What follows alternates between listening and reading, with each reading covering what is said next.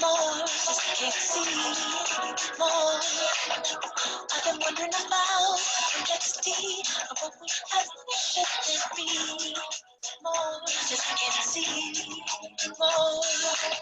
You're physically in this, but how could we tell? If we was meant to be in bliss, if you're not mentally as well. This energy you're sending me is tricky to tell. Usually it's like a 50-50, we can take a L before we start things. At this point, being apart brings the feeling of somebody plucking at your heartstrings. I know it probably shouldn't feel like this, but any other woman I see is in your likeness. It's from your cheekbones, to your lips, to your curves, to your deep moans, to that walk, to your words. Your love feeling like a breakdown on the verge. First we on good terms, then you on my last nerve. Got my back just aching, my shoes just all tight. It's too complex when we choose it. You were right, it's wrong. 1 minute you a soldier strong, then you trying to proud talk about it's over. I've been wondering about complexity of what we have should there be more, just can't see more. I've been wondering about complexity of what we have should there be more, just can't see more. Your boyfriend's in town is bound to be double love. His name Black and he known to be a lover of getting it on with my smoker jacket on. Eyes racing back and forth, listening to Shaka on, trying to figure the chords why you always acting off like I'm slacking off. Maybe I signal getting crossed with the case, love. You feel like you're making a waste up. Your precious time, you need to get a taste of. Some space to breathe, a moment of friends. Should have felt myself slipping it. Sooner giving, cause it's like off and on and off. Passion, lost and found and lost, clashing, asking for nothing but understanding. Your heart's made of glass, use careful handling. Girl, all in all, I never leave you stranded, cause my respect is commanded. I've been wondering about complexity of what we have should there be more, just can't see more. I've been wondering about complexity of what we have should there be more, just can't see more. I used to come into the party and stand around, cause I was trying to shoot shot and really get down. I used to play the corner and watch the city deep down, know when I wanted to find me a queen, and I could feel that in my stomach and up in my chest, because I knew a lot of women and some was fresh, but then I found you, girl, and just like me, you had a heart that was yearning to be set free. Now listen, see you and me need to take the time to erase any doubt that's inside your mind. It's not a mountain that I'm having to tide to climb and who's counting, but I know at least 1,000 times I let you know I'm here for you, care for you, and confide in you. Break bread, share with you, and provide for you. And that's full time, it's no 9 to 5 with you. That's why I'm trying to work it out. Figure it out. I've been wondering about complexity of what we have should there be more, just can't see more. I've been wondering about complexity of what we have should there be more, just can't see more. Da da da da da da da da da da da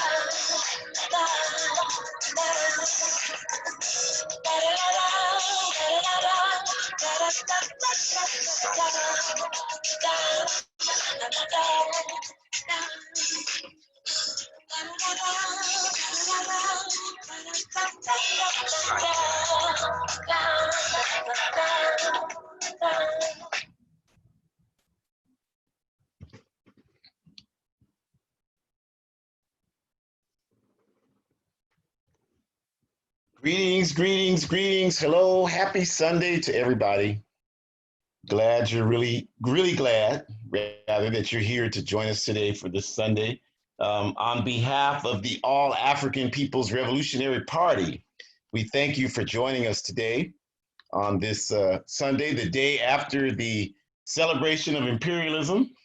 So I hope everyone is safe from the strange cultural custom in this country of imitating war to celebrate something. And as always, we hope that you are engaging the most productive mental, spiritual, and physical health that you can manage under these circumstances that we live under. And we are really honored and glad to have you here among us today. Just a couple of the usual housekeeping items for people watching on Facebook. Please feel free to comment, and we will address those if you have questions or comments, as well as those on Zoom. You can use the chat feature. We will keep everybody muted simply because we live in a society where people, if they want to stop your message, they can engage in sabotage to do that because they don't have the intellectual capacity or the integrity to diffuse your argument on an intellectual level. So we'll do that, and we'll go ahead and get started. Of course, as always, we start by giving acknowledgement and respect to the indigenous people of the Western Hemisphere. You know, it was absolutely disgusting to watch over the weekend these bottom shoe scum people in South Dakota. You know, there is no such thing as Mount Rushmore. It's the Paha Safa. It's the Black Hills. It's spiritual sacred ground for the indigenous people, for the Lakota people, the Oglala Nation. There's no Mount Rushmore. That's just a colonial name that was applied to it. If you want to call it properly, it's the Paha Safa. So it's absolutely disgusting to see these bottom shoe scum people at the Paha Safa this weekend engaging in a celebration of imperialist and terrorist takeover of this land.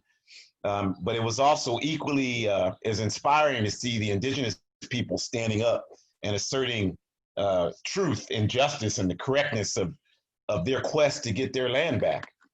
Because that's what this struggle is really about, is them getting their land back. This is their land. It belongs to no one else except them. Everybody else here is just visiting. So they have every right to do that, and we completely support their right to self-determination. So we acknowledge them. We certainly acknowledge our African ancestors who fought from the eastern shores of Africa all the way across the continent, all the way across the Atlantic Ocean, all the way to the Caribbean, to the rest of the Western Hemisphere. They fought. And there's so much misinformation about that. There's even this backward saying going around that a lot of our people are unfortunately using, where they say, you know, in response to, like, I'm sure you all saw it, there was a demonstration yesterday in Georgia where hundreds of Africans that were armed marched towards the Ku Klux Klan headquarters there. I certainly have some opinions about that. I wouldn't just take guns and march to the Ku Klux Klan headquarters. If I'm taking guns to the Ku Klux Klan headquarters, that headquarters is no longer going to exist. But besides that, they were out there and people were using this comment I'm talking about, like, we are not our ancestors. And that's a very unfortunate comment, because our ancestors have always fought. Of course, the capitalism version of history is that we were docile, we accepted slavery, we accepted oppression. And since people don't study, that's their frame of reference. You never can get your understanding from your enemies, but yet we continue to believe we can do that. So that's a misnomer. Our people always fought back, from the Bakongo region to the Maasai, to the Fulani, the Kikuyu, to the Wolof, the Mandinka, to the Malinde, to the Ashanti. Our people fought back, and fought back all the way to those people being kidnapped and taken over here, to the Quilombo societies in Brazil, to the Maroon colonies. Our people fought back.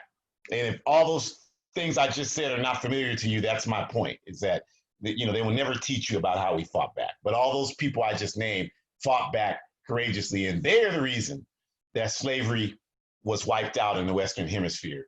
It had nothing to do with anything else, no matter what they say. So we'll go ahead and get started. Thank you again for joining us. And today's topic, all about socialism. In this brief time that we have with you, we're just going to go over the basic elements of what constitutes socialism. There's so much confusion about it today.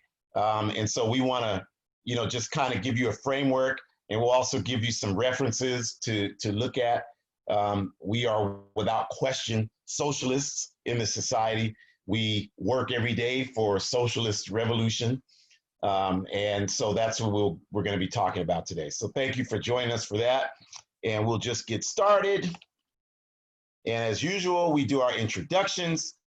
Ahjamu is my name, longtime organizer, All African People's Revolutionary Party, 36 years in that organization, working on 3 continents in the Caribbean to help make my humble contribution to building the All African People's Revolutionary Party.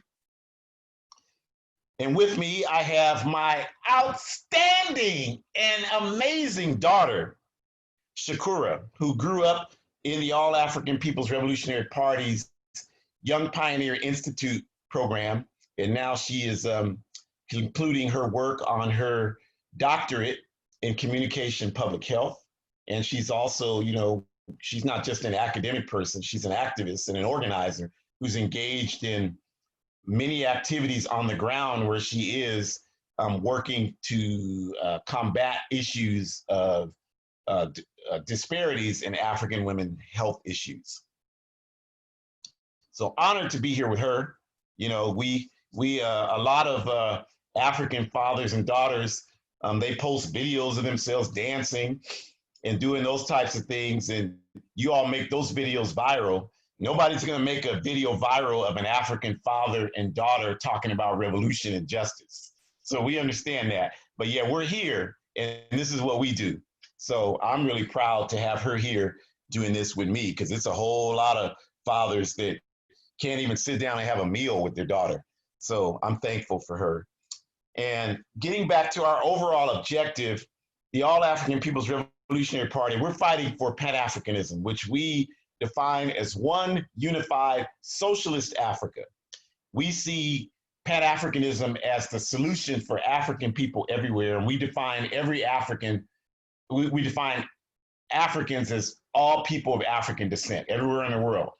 Over 2 billion of us living in 120 countries. Because of colonialism and slavery, we're still Africans, we're still one nation, and until Africa is free, we will not be free. And our strategy to achieve Pan-Africanism, if you see on the right, Kwame Nkrumah, the founder of the A-APRP, wrote the Handbook of Revolutionary Warfare. And in that book, he called for the unification of all Pan-African revolutionary formations into one body that would fight for one unified socialist Africa in one fighting force. And so there you see the logos of the active political formations on the ground in Africa today that we are united with, who all have the same objective of one unified socialist Africa, whether it's the Pan-Africanist Congress of Azania, or what you call South Africa, or the PAIGC, the African Party for the Independence of Guinea-Bissau, or the Democratic Party of Guinea. Those are 2 separate countries, y'all. The Azanian People's Organization, which is another organization in the country Azania that you call South Africa. The Amilcar Cabral Ideological School in Nigeria. The Zimbabwe Movement for Pan-African Socialists. Zimbabwe, all of these organizations want one unified socialist Africa. So we are one with all of them, and we work regularly with them to facilitate our work. This is not an idea we have. This is not a concept in our head. This is on the ground work that's happening in Africa today and will happen until Africa is free, united and socialist. And we don't exist in a vacuum. We have chapters all over the world, obviously all throughout Africa, Europe, the Western Hemisphere. And we also have relationships with other liberation movements, the Filipino National Liberation Movement, the Palestinian National Liberation Movement, the Irish National Liberation Movement, and obviously, as I mentioned, the movement for justice for the indigenous people in the Western Hemisphere to get their land back. So with that introduction, I'll go ahead and hand it over to Shakura to get us started. Greetings, everyone. And as always, Daddy, thank you for your compliment. The pleasure is mine as we all continue to do this work to make this world better for those who are coming after us. So I am humbled that you have asked me to join you once again. And this work is very important to me as you've raised me to understand. So this is my contribution and my legacy, and I thank you for your kind words. Okay, so as you take a look at the slide today, I want you to think about the very system that we operate in. So I'm talking about capitalism, and I want you to think about everything that you have access to. Think about the nature and the trees and the grass outside. think about how America was founded and what this country was built off of, literally. And I want you to think about how the one thing that contacts and connects all those things together is the very system that we operate under in an everyday concept was concocted through theft, murder, and exploitation. So that would be applicable to our Native brothers and sisters, and this being their land, that's thievery. The idea of how America was founded and understanding that Africans were kidnapped. So we're talking about kidnap and forcing people to leave their home and what they call and ideologies and their identity and giving them new identities, okay? And then this whole concept of murder that also took place to our Native brothers and sisters. And the exploitation of Africans, the exploitation of people of color, other colonized people to make America what it is, all right? And so if you were to refute that, I would like to hear the argument of that, because literally everything that we have come to understand since the first day that we went to kindergarten or preschool or first grade and, you know, understanding the songs about America being your land and my land crap, all of that stuff boils down to how none of it was earned. Everything was taken by force. And so that's the concept I'm trying to share with you. There have been clear methods to verify that the entities with wealth in this society have that wealth because of the exploitation, while there is equal evidence that those who lack wealth do so because of the structuring of this system. The taking down of racist symbols, statues, and etc., if nothing else, reveals the depth to which the entire foundation of this system is based on standing of the backs of African, indigenous, and other colonized peoples. These facts are irrefutable that nothing in this system has resulted from any sincere vision, hard work, or predetermined blessings from God. It is all a result of violence, terrorism, and brutality. An example, the Firestone Tire Company benefits directly from the exploitation of Africa. Today, Firestone is in its 96th year of the 100-year contract with the West African government of Liberia to exploit Liberia's rubber plantations. This so-called relationship developed in 1924 when the United States pressured Liberia to cease developing an economic partnership with Marcus Garvey and the Universal Negro Improvement Association by promising the neo-colonial government of Liberia that if they shut down talks with Garvey, then the United States would prevent France from invading Liberia to colonize their rubber. Also, when the United States Central Intelligence Agency overthrew Kwame Nkrumah's government in Ghana, this took place in February 1966, the neo-colonial puppets who replaced Nkrumah immediately closed the country's Socialist tire factory, which produced 100,000 tires per year, and sold the factory to Firestone. Firestone never operated the factory, but kept it closed to ensure no continued competition would exist against them.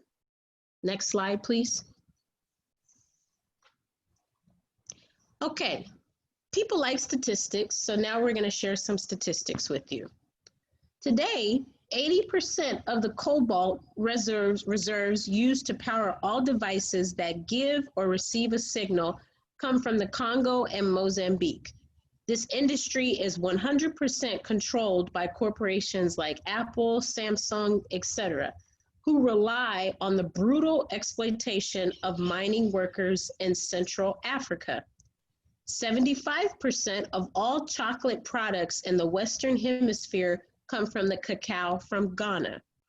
60% of all diamonds in the West come from the Congo, Zimbabwe, Tanzania, or as you might know it as South Africa, and 40% of those diamonds are polished by the illegal settler Zionist state of Israel.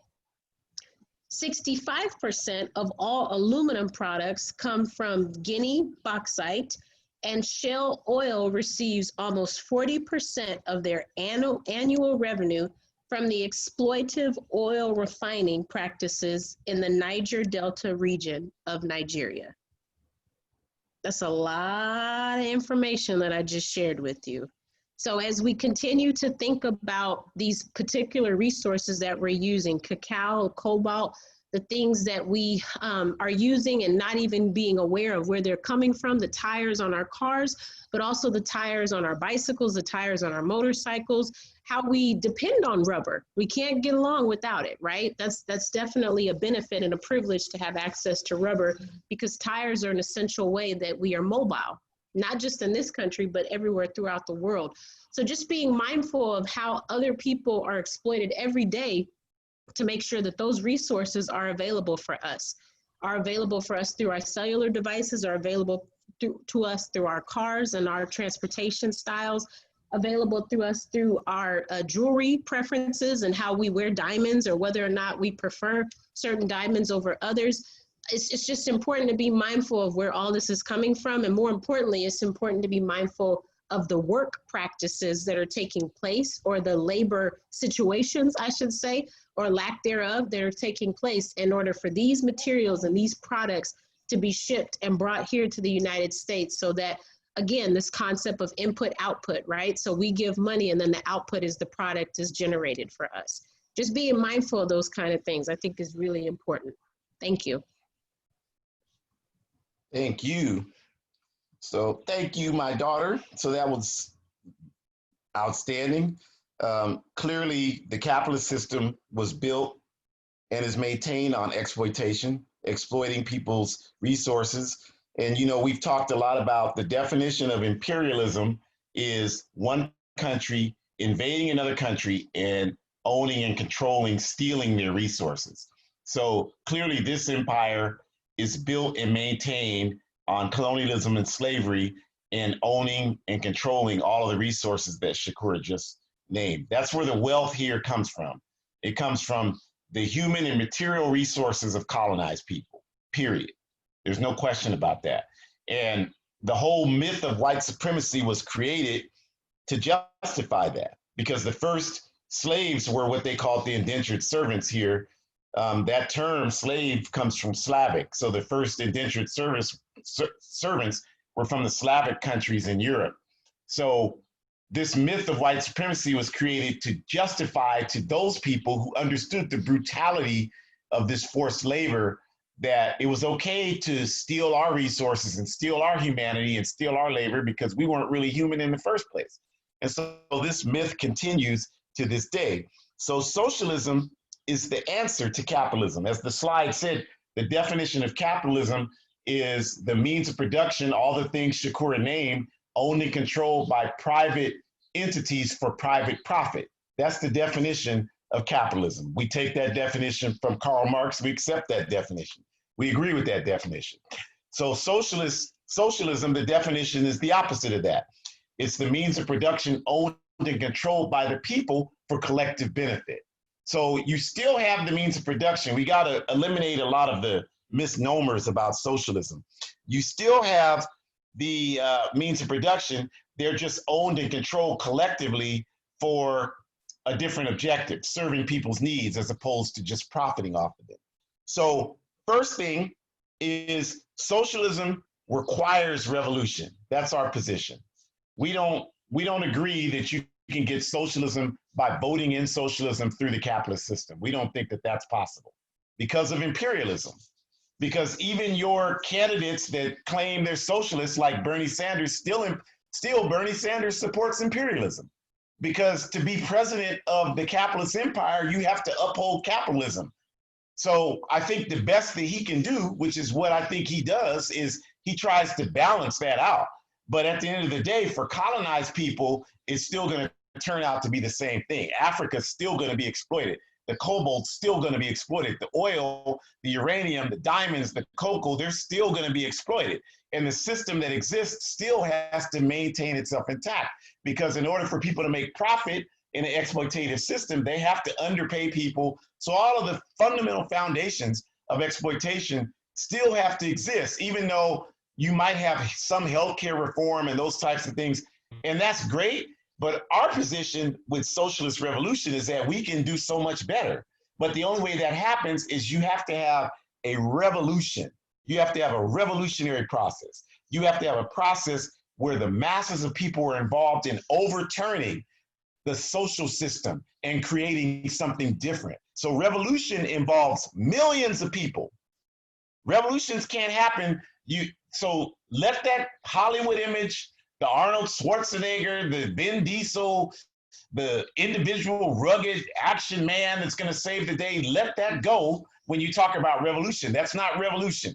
Revolution is millions of people working together to change the system.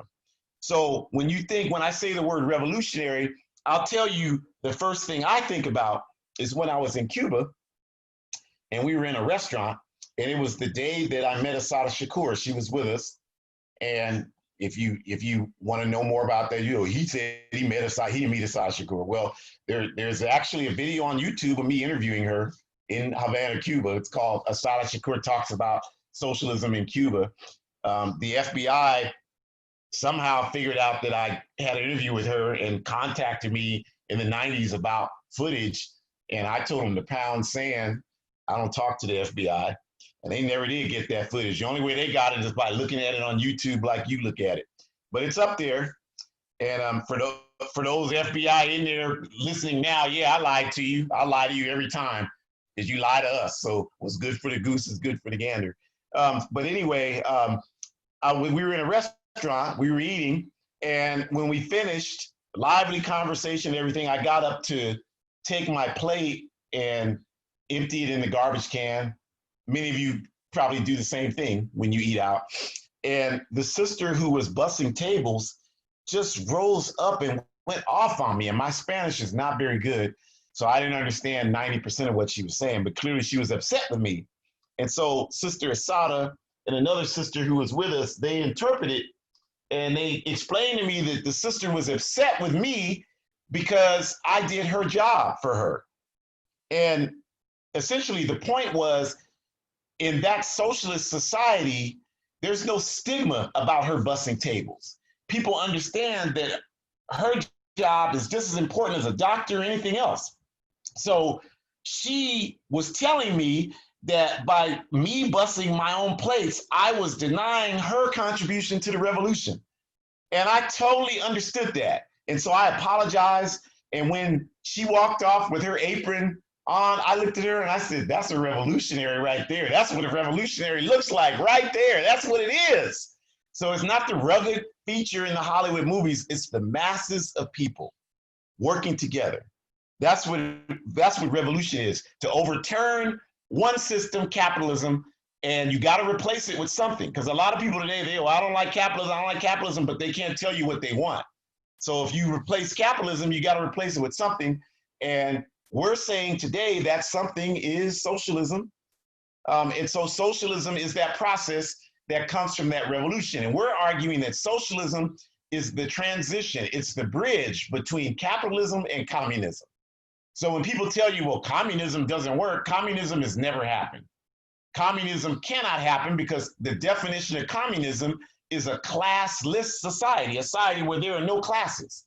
And clearly you all know that we don't have a society where there are no classes. Classes are dominant in this society. That's a big part of the problem because capitalism thrives off of class division. So there hasn't been any communism yet, and there will not be any communism until the majority of the world is socialist. So we're not even there yet. So socialism is the transition. It's where, as Karl Marx talked about, you use the institution of the state to make that transfer from capitalism to communism. As Marx talks about it, at a certain point, the state withers away because the people's consciousness grows to a level where they don't need the state to administer anything. They don't need the state to take care of orphan children. They don't need the state to take care of people who have mental illness. They don't need the state to police people because the people have the consciousness and the altruism to do that themselves. And that's what a lot of people who claim they are anarchists are confused about, because that's what anarchism is about. Because even though I'm not an anarchist, I've studied it. Although those people, a lot of them who say they're anarchists have never studied socialism. So I have these weird conversations with them and they're trying to tell, and I'm like, anarchism is an altruistic society. Communism is an altruistic society. My debate with you is that we say socialism is our period, to prepare for communism, and you can't explain to us what your process is to prepare for your altruistic society. And that's an ongoing debate. It's a healthy debate. But revolution is the stage that you engage in to create socialism. It cannot happen electorally in a capitalist system. We don't believe that. Next, that revolutionary process at all times has to be guided by political education. It has to be guided by an ideology, a common ideology. Any socialist revolution, the Cuban Revolution, the Vietnamese Revolution, the Chinese Revolution, they were all guided by an ideology, the Bolshevik uprising, whether it's Marxist-Leninism, whether it's Maoism, whether it's Trotskyism, whatever it is, they all have a common ideology that guided them. Now, we're not any of those. We respect all of those that I just named, but we're not any of those because we believe, as Kwame Nkrumah said, that ideology has to come from your culture. And as Amilcar Cabral said, ideology cannot be imported. It has to be based on the experiences of the people. So we have an ideology that we call Nkrumahism, Tureism, based on the ideological tenets articulated by Kwame Nkrumah and Sekou Touré, who are two African revolutionaries, Pan-African revolutionaries that we believe to have provided the vision for how we'll achieve one unified socialist Africa, which, as Kwame Nkrumah says, we see as our contribution to the worldwide communist movement. All right? So common ideology has to drive your revolutionary process. You determine what that ideology is, but you have to have that to determine that. So any revolution has to have that. So for us, it's Nkrumahism, Tureism. For you, it may be Marxist-Leninism, it may be Maoism, it may be something else that you develop on your own based on your cultural experience. And so this political education and this common ideology, it defines the basis for how the means of production are owned and controlled by the masses of people for collective benefit. So I'm going to give you a lot of examples of this, you all, but here's something for you to think about. In socialism, the objective is to provide for the people. In capitalism, the objective is to profit for a few. So here's a quick example, the first one, I'll give you several of them. But when I lived in Oregon, most of you know that in Oregon, the state of Oregon, here in the United States, it's changing now, I understand, because it's been almost 4 years since I lived there. But when I was there, you couldn't pump your own gas. It was against the law for you to pump your own gas. People were hired to pump gas. And I would ask people up there, and nobody ever understood why that was so. Well, the reason why that was so is because it was a way to provide jobs for people. So you have people who have jobs pumping gas. Here in California, those jobs don't exist. Those thousands of jobs don't exist. So that's a socialist concept, you all, because it's based in the premise that the primary function of the gas station is not just to make profit, which is the premise in capitalism. It's to provide opportunities for people. So in a socialist system, you might have a place that has 30 people working there, that the same type of place in a capitalist system could have 10 employees, because they're trying to be efficient and be as profitable as possible. Whereas in a socialist society, part of their objective is to create jobs for everybody. So they don't care about how much money they make. They just want to make sure there's a surplus so they can continue to function. So hopefully that makes sense. And like I said, there'll be a number of examples, but that's trying to show you how the means of production are owned and controlled to benefit the masses of people and not just the profit of a few. You create institutions that are designed to do that. And so the decision-making mechanism in a socialist process is called democratic centralism.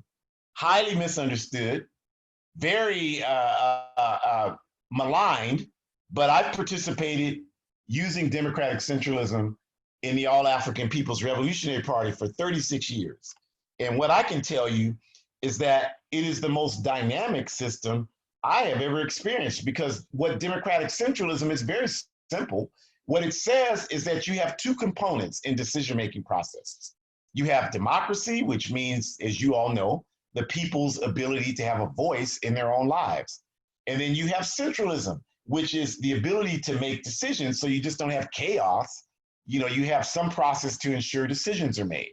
And so there's a balance between the two, democracy and centralism. You don't want too much democracy, because then that's bourgeois democracy, which is what you have in the United States now, where everybody has an opinion. Anybody that can flap their gums has an opinion, and they don't have to know anything about what they're, like, I can sit here and write a book about delivering a child right now, and it can be a million seller, and I can have no experience doing that whatsoever, and that's okay in capitalism. So that's bourgeois democracy. And then too much centralism is fascism, where you have, you know, a force that makes decisions and people don't have a say-so in it. So what enemies of socialism try to argue is that socialism is just fascist, like somebody's making the decisions for everybody. You know, you all heard that. We hear that all the time, which is absolutely absurd. Like, you don't, you and the people saying that live here in these capitalist countries where you don't make any decisions. You don't decide who this country goes to war with. You don't decide when they go to war. You don't decide right now, you don't decide that they should have programs to ensure people have income when they're unemployed. You know, all you can do is call somebody in an elected office and hope they listen to you. That's not democracy. That's not democracy. That's capitalism. That's what that is. Because the corporations have way more leverage with those people than you do. That's why we're in the situation we're in, where in these other countries, people have their income replaced, they have healthcare free, and here, 30 million people have no jobs, so that means they have no health care, and you have nothing, and you have nothing you can do about that except pray and hope it gets better. So democratic centralism is a process where decisions are discussed and discussed and discussed and discussed, and so many sides are heard, and you go back and forth, you change your mind 30 times, and finally a decision is made, and 51% of the decision one way means that that's the decision that you have to implement. And those other 49% of the people are required to not only just tolerate the decision, but to work diligently to carry it out. That's what democratic centralism is. And if you heard it was anything else, somebody misinformed you. That's what it is. I participated in it my entire adult life. And I'll just give you a quick example. Last time I was in Ghana, we went there, we went to a conference. There were about 50 members of our A-APRP delegation. We went to a conference in Winneba, which is where the university is. And the people there didn't want us there because they wanted to redefine Pan-Africanism to mean something else. They had like 500 people there from all over the continent, and they didn't want people to hear one unified socialist Africa is the definition of Pan-Africanism. They had pictures of Vladimir Lenin everywhere at this conference in Ghana. And I love Vladimir Lenin, but Vladimir Lenin is not the ideological direction for African people in Ghana. That's inappropriate. So we were there saying that, and they didn't like that, so they treated us terribly. And we had a vote. We decided whether we were going to stay at that conference and participate, or whether we were going to leave and go back to Accra. And I voted, honestly, like, because I was in my feelings, feeling a certain way. And I said, I don't want to stay here. I'm ready to go. And the masses voted, no, we're going to stay and struggle with this. And so I knew then, because, you know, this is our structure, I knew then that I had to abide by the decision. And we went in there and we had a serious impact on that conference and helped build relationships that are still developing our work today. So that's what democratic centralism is, you all. So let's transition, now that we've had some of the, you know, the theoretical and ideological aspects of what socialism is, let's talk about the practical implementations of how it works.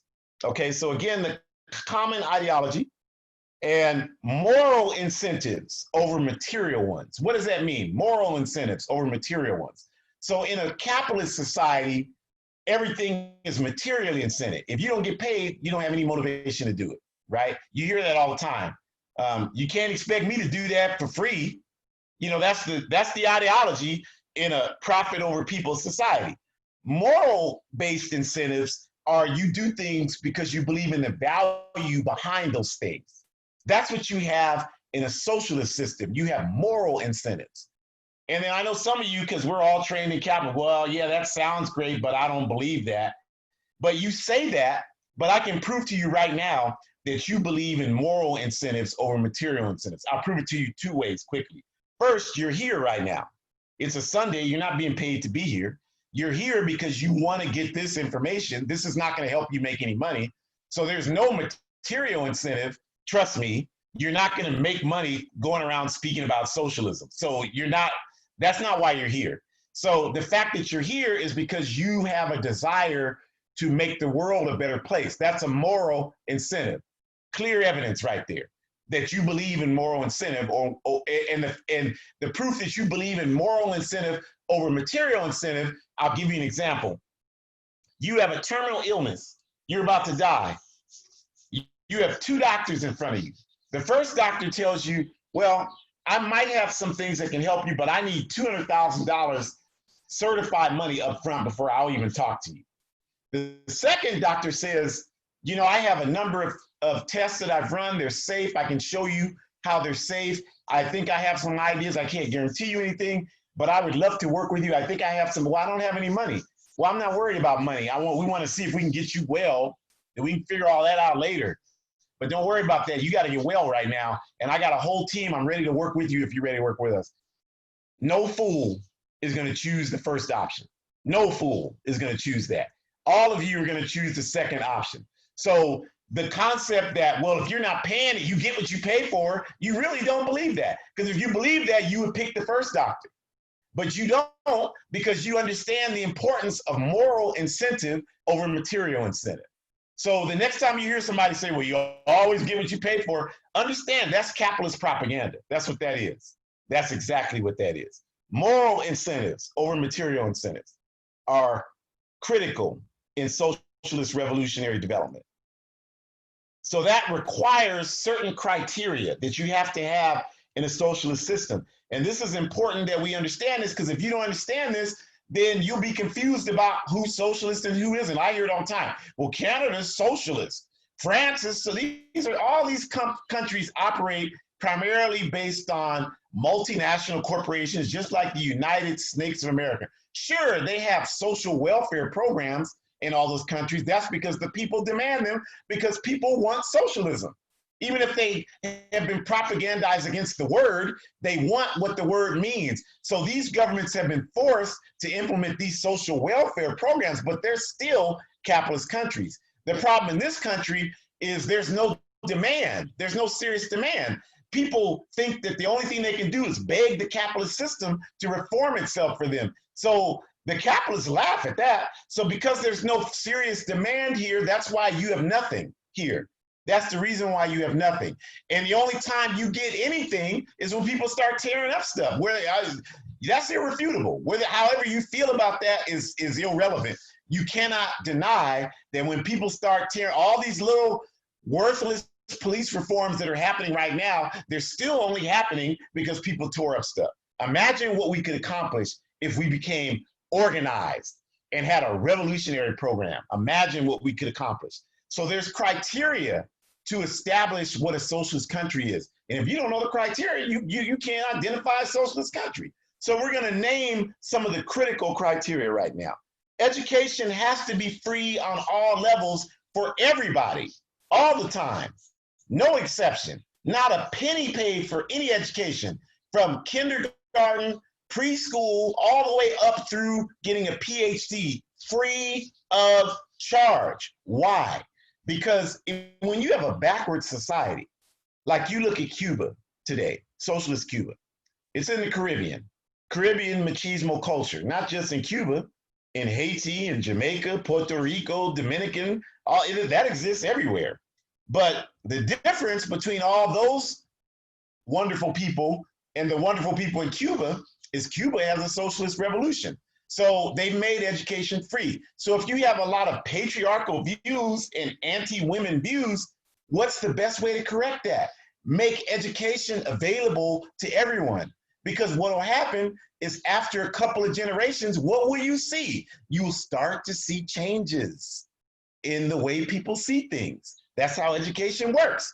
And we have clear proof of that in socialist Cuba, because the machismo culture that reactionaries try to blame on the Cuban, how you gonna blame race? Like, people are quick to say this all the time. Well, there's racism in Cuba. There's racism dominant in the world. So how's it not gonna be in Cuba?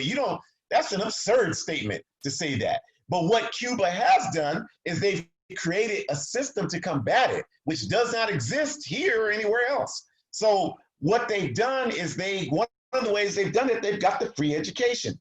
So yeah, they have attitudes about it, but now the government in Cuba, it has core curriculum in its schools on African history and culture, because so many Africans live in Cuba. So everybody has to learn that. And so you see people's attitudes change over time. You see the patriarchy change over time. Now, Mariela Castro, the daughter of Raul Castro and Vilma Espin, who were two of the revolutionary heroes in Cuba, Mariela Castro is the director of human services in Cuba. That's the equivalent of Planned Parenthood here. And so through her wise and courageous direction, now they have LGBTQ education in Cuban schools. So before long, even though they've got that machismo culture, they're already way ahead of anything happening here. And before long, they'll leave, like everything else, they'll leave this country in the dust. So free education for all is essential in socialism. Free healthcare is essential. So if you're paying attention to what's happening now, there's no way that people can function when they have health disparities that make them much more susceptible to COVID-19 and everything else. So the best way to prepare people to make their full contribution is to make sure they're healthy and feeling well. So absolutely free healthcare for everybody. No payment for anything health related ever under any circumstances. And I know it's hard for people that live in capitalism to believe that in this society. I got a root canal in Cuba, free of charge, 26 years ago. Dentists now see, where did you get that? Some of the best dental work I've ever. Cuba, Cabana, Cuba. Nobody says a thing after that when I say that. Free healthcare for everyone. Guaranteed employment. Employment is in the Cuban Constitution. Respect for African people is in the Cuban Constitution. Respect for LGBTQ people is in the recently ratified Cuban Constitution. You don't have any of that here. You still got us as not even full human beings. You still got the Second Amendment here was written to ensure slave patrols were armed. That's why the language, all these, I love to debate these Second Amendment idiots because they don't even read it. And I pull it out and read it. Then they get nervous because now you got to be accountable. And when you read it, you see that the language says the state in the Second Amendment. Why does it say state and not country? It's a national document, right? Your Constitution is a so-called national document. It originally, the first version of it written by James Madison did say country. But because they wanted to ensure these slave posses were armed in the southern US, they changed it to say state. So that's why when people talk about states' rights, African people, we know they're talking about denying our rights. See, y'all, we study history, so you can't pull that low rent analysis off on us. So guaranteed employment for everyone in a socialist society has to be the law. The priority is making sure people have work. So you're not going to have 30 million people unemployed in a genuinely socialist country. And because you don't have unemployment, you don't have houselessness. You don't have these things. So they don't have that problem in socialist countries. Guaranteed limits on wealth. And this is something the reactionaries, the bourgeoisie have manipulated for so long. So they will tell you that, well, if you live in a society that tells you can't make so much more money than everyone else, that's infringing upon your rights. Well, our response to that is when you have a society based on injustice, you have to ensure that there's social equity implemented in that society so that you can ensure justice takes place. It's not about giving anybody anything, because again, people in socialist societies work based on moral incentives. So they're working much harder than anybody that's only working because they're getting paid. The US military went to Vietnam and got their you-know-what's kicked because they were fighting people who were fighting based on the moral incentive of saving their country. And you're over there just so you can get some mortgage points on a loan. There's no way you're going to win. There's no way you're going to defeat those people. They had 15-year-old girls dismembering bombs, and you're over there just so you can get college tuition paid. There's no way you're going to win. So moral incentives. So what we want to do is say that your wealth, yes, because the wealth that you have over other people, that class structure was created based on exploitation. There has to be a process to mitigate that. And that process is to ensure that, yeah, there's limits on what that's not an infringement on your individual rights. It's a protection of everybody's collective rights. And so your living expenses are limited. You can only pay 15% of your income for your housing expenses. Some of you pay 150% of your income for your housing expenses. So these are things, all these things, the education, the healthcare free, guaranteed employment, limits on expenses, all of these things are essentials for socialist development. And then values, the values that you learn through the basis of political education, and dignity for everybody in society. So the difference is, in a socialist system, you will have doctors. They're going to make more money than a garbage collector, sure. But the difference is education is free. So if you want to become a doctor, you can become one. You just have to put in the extra time to do it. If you don't want to become a doctor, everybody understands that picking up garbage is just as important in a different type of way. So there's no stigma attached to that. So everybody has values. So that's what's meant by values of respect and dignity for all people in society. But this lie where everybody makes the same income in communist societies, I mean, so it makes me want to vomit when I hear that kind of ignorance. Of course, that's not true. Again, socialism is about raising the people's consciousness so that the state, which is a vehicle to represent people's interests, no longer is necessary. And that's a process that takes time. That's why the Cubans say they're in the Cuban Revolution right now in 2020, even though the military victory ended in 1959. They see it as the revolution continuing because it's a process, you all. That's what it is. All right.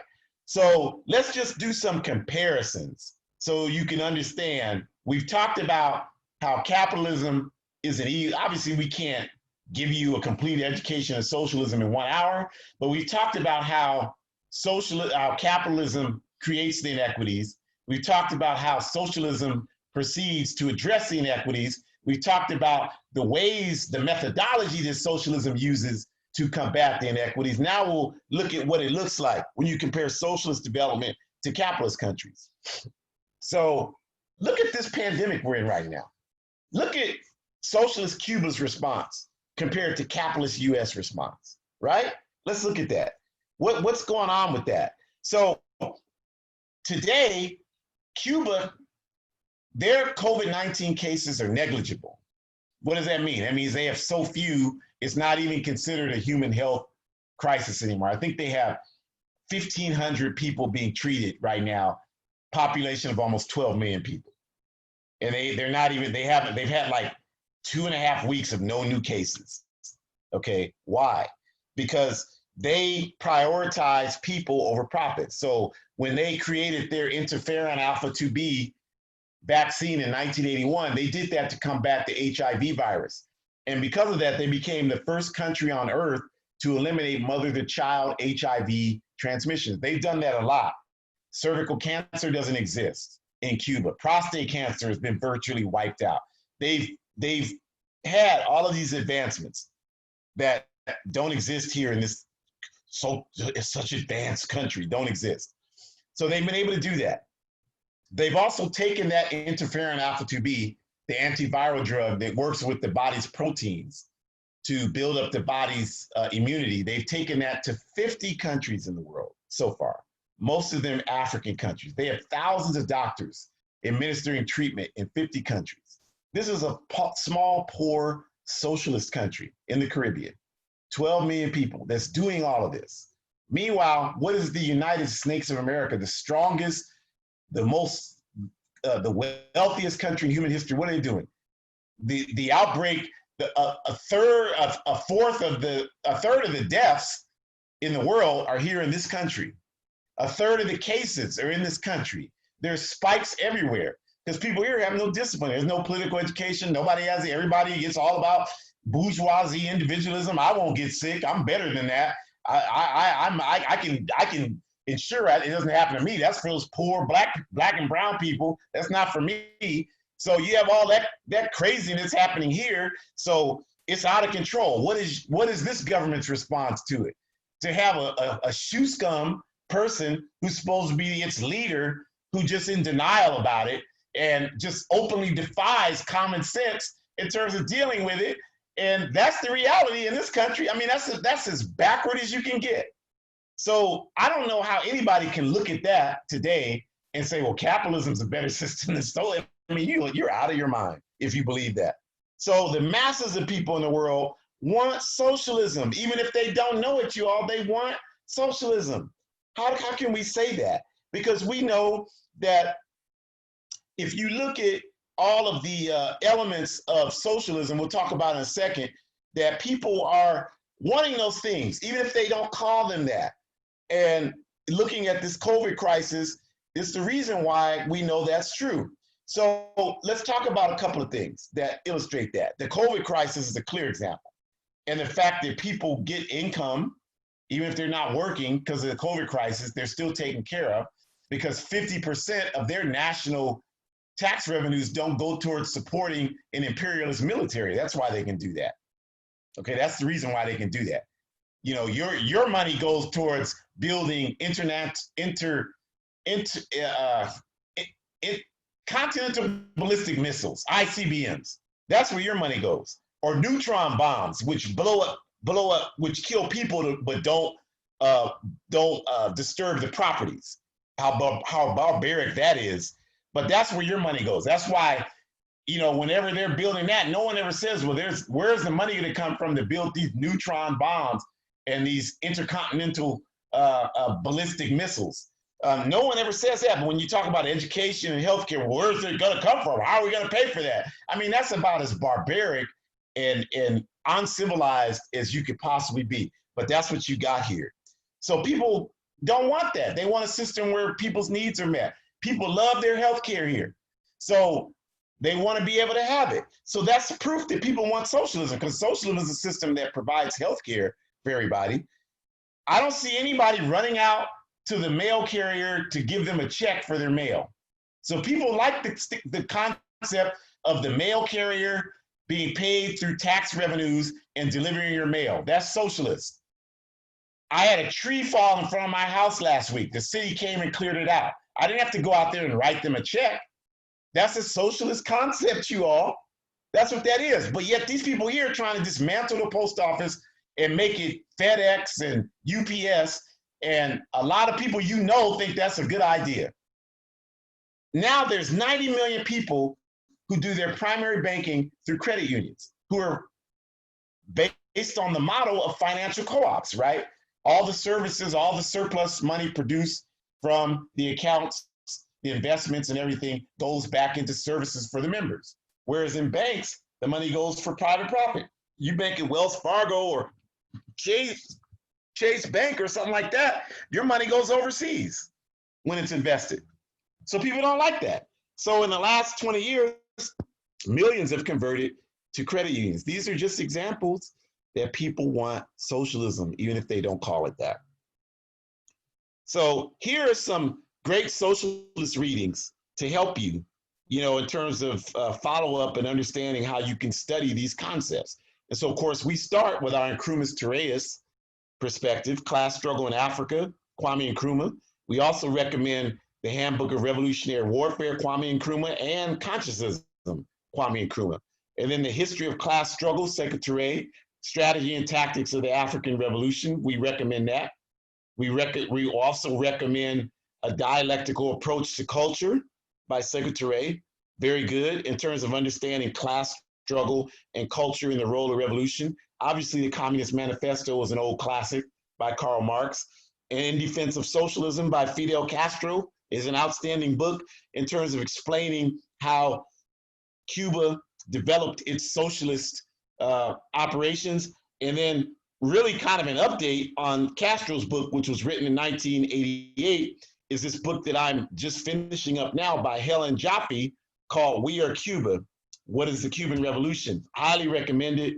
She's done an outstanding job of breaking down, how this Cuba's socialist system has evolved and developed over the years, intensified, and gotten itself to a point today where even the World Health Organization and even the World Bank and the International Monetary Fund, all capitalist institutions, are praising Cuba's economic development.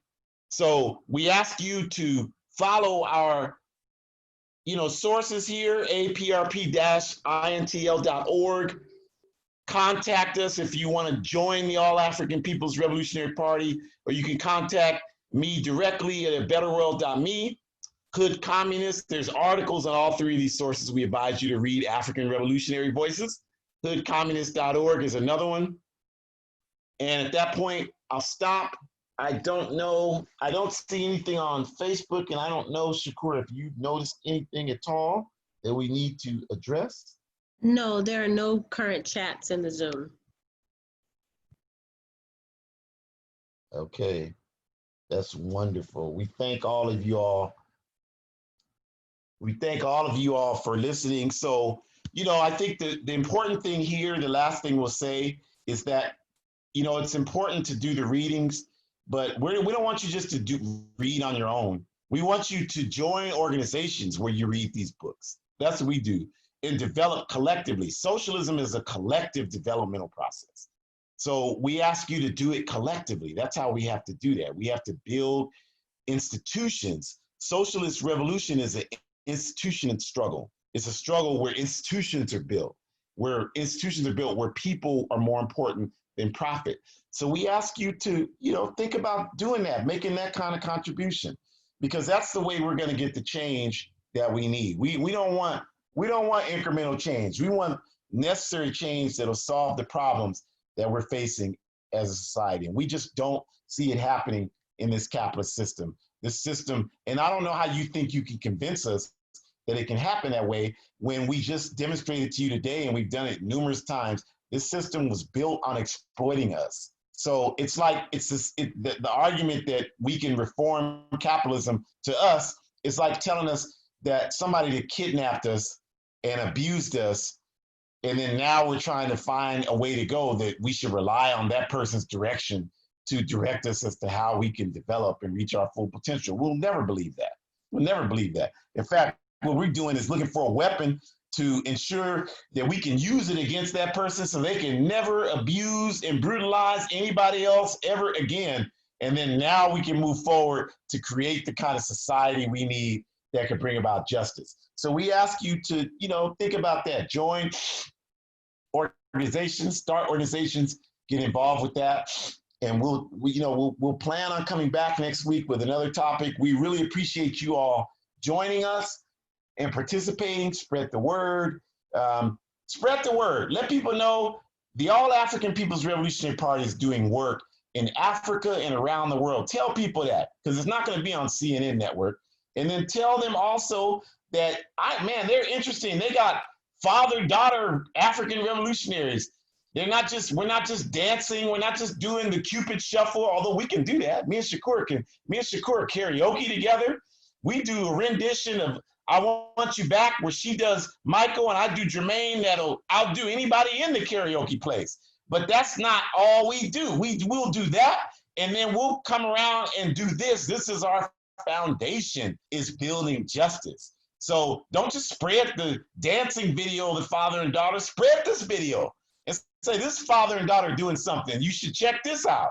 Especially those of you that belong to racist families, where your family, they love to see us dancing, singing, and entertaining, but they don't want to see no African father and daughter talking about revolutionary change. Send them this video and say, well, since you like watching African father and daughter videos, watch this one. And with that, we want to thank you all again. Have a great rest of your Sunday. Be safe on all levels. We love each and every one of you that stand for justice, and forward ever, backwards never. Stay strong, and let's continue to fight for justice. So forward ever.